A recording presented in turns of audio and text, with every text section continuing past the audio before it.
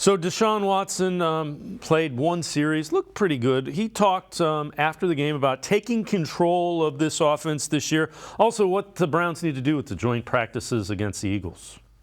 That's the plan. Everyone is giving me the keys, and they are following my lead. So as far as I go, this offense go and this team go, and the energy, the plays to really just controlling and leading this team is going to go as far as myself. So, I got to make sure I'm prepared each and every moment, each and every opportunity, and I just got to go out there and do what I do and just be myself. And, we showed a glimpse of it at the first drive and got us down, like I said earlier, got us down to the one, and we just didn't capitalize on that. But, that's something that we're going to continue to work on throughout this preseason and get ready for the real season. What do you hope to accomplish in Philadelphia? Just work, just great competition. The Super Bowl runner-ups who was great enough to win it, and they got the whole team back and plus more. So it's going to be awesome to go out there and compete with them and learn from them and, ask knowledge and experience things that they got to experience last year and just kind of continue to grow from there. So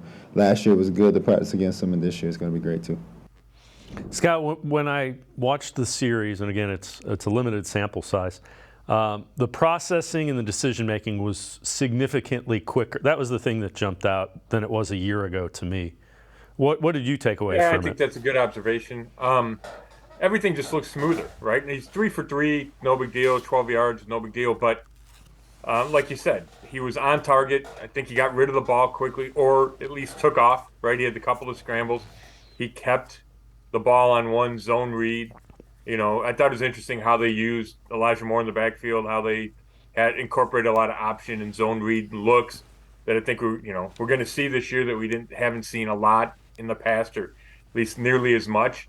And he's going to have to make good decisions there too, right? It's whether to keep the ball, to get rid of the ball, RPOs, whether to hand it off or throwing.